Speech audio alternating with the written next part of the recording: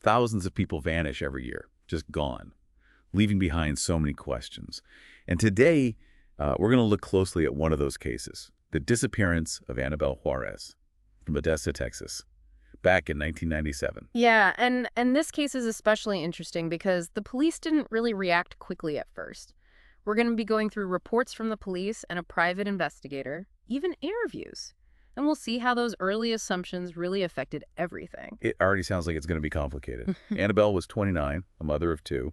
She disappeared in April of 97, but her family tried to report her missing months earlier, in January, and they had problems. The police basically said no at first. They said it was a jurisdictional issue, and they thought Annabelle had just left on her own. A lot of that came from what her husband, Oscar, said. He claimed she'd gone to Mexico. But then her mother, Margarita, said something really scary. She said that just a month before Annabelle vanished, Oscar threatened to kill her and her new boyfriend, Daniel Coos. That really changes things. Oh, yeah, for sure. Now everything Oscar says seems suspicious. It's like he's dangerous. And we have different stories about what happened, and a family who just wants to know the truth. And then on top of all that, there's a love triangle. Annabelle had left Oscar, and she was with Daniel. But we don't know exactly when they started dating. And her separation from Oscar is a mystery too. It's so confusing, like different versions of the truth. Even Annabelle being pregnant, maybe, is a mixed-up story. There are so many versions. Oscar said it was an ectopic pregnancy, and she supposedly went to Mexico for an abortion. The private investigator, John Parker, heard from Margarita that maybe Daniel was the father. And then Annabelle's best friend, Manuela, said she thought Annabelle wasn't even sure if she was pregnant. Right, so we don't even know if she was pregnant or who the father was, and we don't know what Annabelle was thinking or feeling before she disappeared. This is where the police not taking it seriously at first is a big problem. If they had really looked into things right away, maybe these different stories would have come out sooner, and maybe there would have been clues. Yeah, that's true. They might have missed important evidence. One person who stands out in all this is John Parker. He was hired by Annabelle's lawyers for a different case, a wrongful death lawsuit. But he got really interested in her disappearance. He even started investigating himself. He seems like he did more than the police did early on. That happens a lot with missing person cases, sadly. There's not always enough money or people, and they focus on the cases that are happening now, so cold cases get put on hold. But John Parker, I think he really wanted to find out what happened. He was kind of close to the family. He was Jeanette's ex-husband. Maybe that's why he was so involved. And he found some things that the police missed, like a strange phone call from Annabelle's house at 6:25 in the morning, the day she disappeared. That's weird. Nobody knows who answered the phone. They said they didn't know Annabelle or Oscar. Why call that early? And why say they didn't know anyone? Something's not right. It's like a clue that's just hanging there. And then there's the shovel. Margarita told Parker that she saw a shovel in Oscar's car. She didn't say that to the police at first, but she told Parker, and he told them. Oh, wow, the shovel. That changes things a lot. It's not proof of anything, but it makes you wonder. It makes you think Oscar might have done something really bad. It's a scary thought, especially since he already threatened to kill Annabelle. And this Mexico trip is suspicious too. Oscar said she went to Juarez to see some Dr. Pena for an abortion. But the stories about where she was before she disappeared don't make sense. It's so confusing. Daniel said she went to a hospital in Del Rio, Texas. One of the neighbors remembered Oscar saying she was at a hospital in Juarez, a mental hospital. And then Oscar says she went to Dr. Pena in Juarez. It's just a mess of different information. And if it makes things worse, Detective Gonzalez, the one who took over the case years later, in 2022, couldn't find any proof that this Dr. Pena even exists. Yeah. No records of Annabelle ever seeing him. And get this. John Parker said he talked to Dr. Pena in Mexico. But then both Jeanette and Marilou said that never happened. So is this doctor even real? Or is he just made up to hide something? If he's not real, what does that say about Oscar's story? Every time we look closer, it seems like he's lying. We have to be careful here. These things don't add up, for sure. But that doesn't mean he's guilty. We have to look at the evidence and not just assume. You're right, of course. But the more we learn, the more it seems like Oscar isn't telling the truth. This idea of reasonable doubt is really important in cases like this. It's not about knowing for sure. It's about whether there's enough doubt to question what someone is saying. Exactly. And in this case, Oscar keeps changing his story. There's no proof of what he says. And then there's the shovel and other things that make him look bad. All of that adds up to a lot of doubt. It's like a puzzle with the wrong pieces. We haven't figured it out yet, but we've definitely found some interesting clues. So we're back, still trying to figure out what happened to Annabelle Juarez. Before the break, we were talking about a lot of things that didn't add up, and some scary details. Yeah, a lot of loose ends. The case went cold in '97 when Oscar passed a polygraph test. But then in 2001, they tried to get DNA. What happened with that? Well, DNA testing was really new back then. It's come a long way since 2001. So what could they even do back then? How is it different now? Back in 2001, they probably used something called RFLP, restriction fragment length polymorphism. But that needed a lot of DNA, and it didn't work well if the DNA was old or damaged. Now we have STR analysis, short tandem repeat.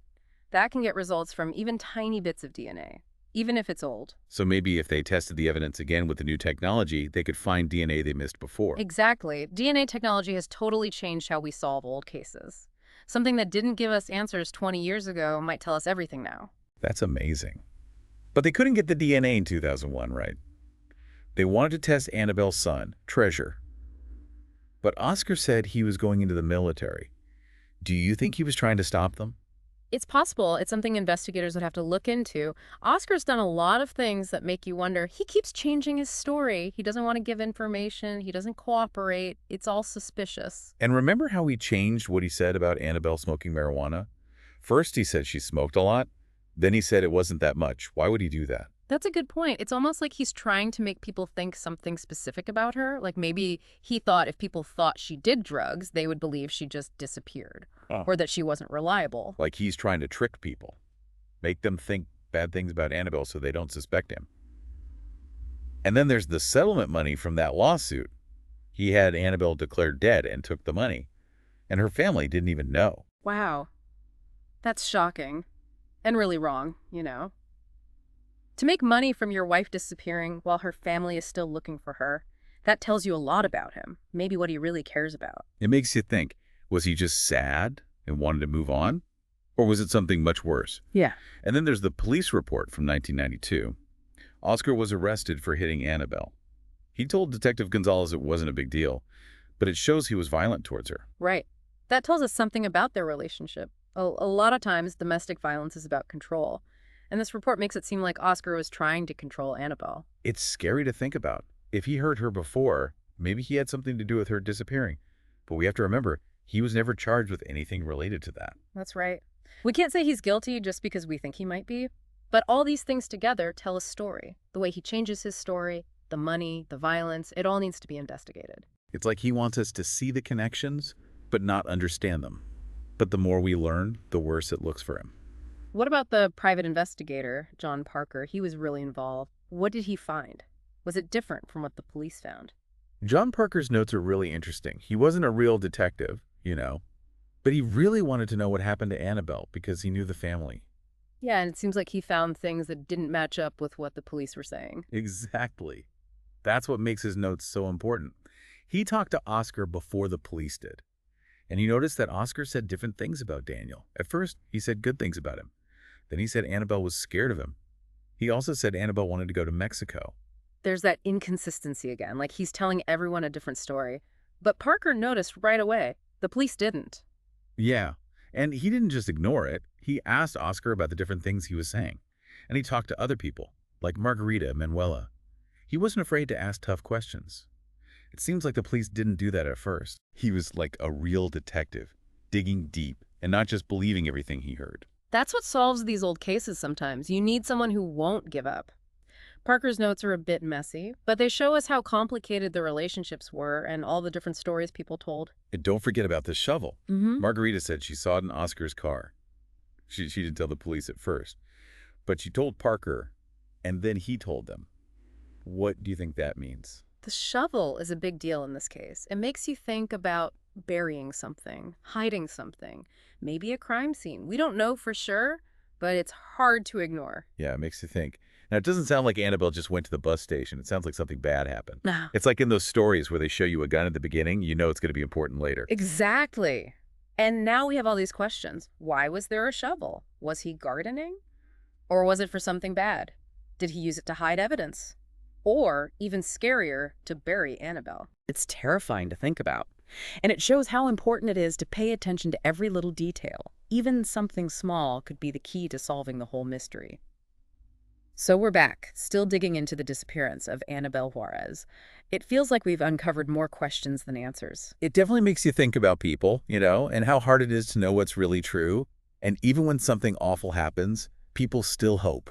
We've been focusing a lot on Oscar and all the things he said that don't add up. Yeah. But what about Annabelle's family and friends? What do they say? Her sister, Jeanette, she's never stopped fighting for her. She wants people to know what happened, and she wants justice. Her interviews tell us a lot about Annabelle. She was a good mom, a good friend, and she wasn't happy in her marriage. Jeanette really believes something bad happened to Annabelle. She can't believe that she just left her kids.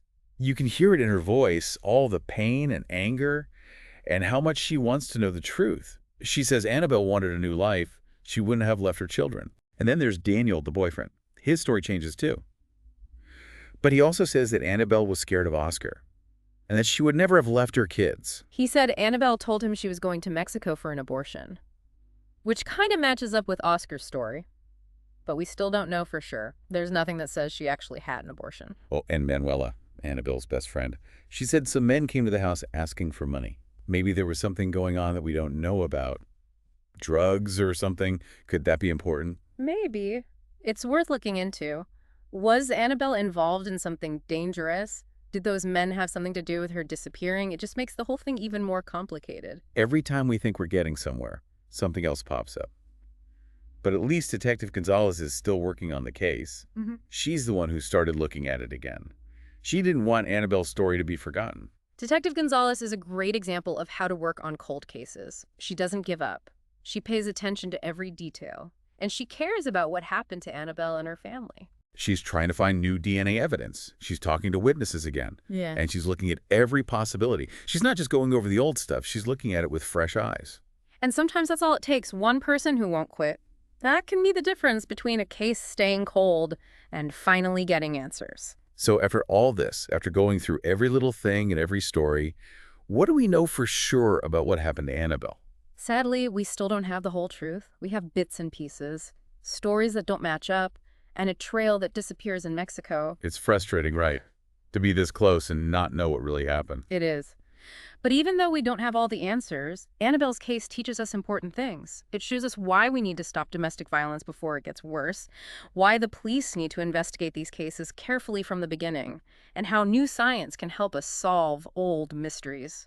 And maybe the most important thing is that it gives us hope.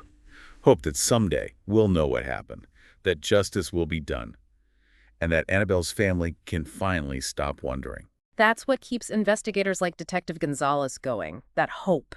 It's what helps families like Annabelle's keep going when they're hurting and don't know what happened. It reminds us that even in the darkest cases, even when it seems like all the clues are gone, we can't stop searching for the truth. Thank you for joining us as we dug into the mystery of Annabelle Juarez's disappearance. If you know anything at all that might help, even if it seems small, please tell the police. You might have the missing piece that finally solves this case.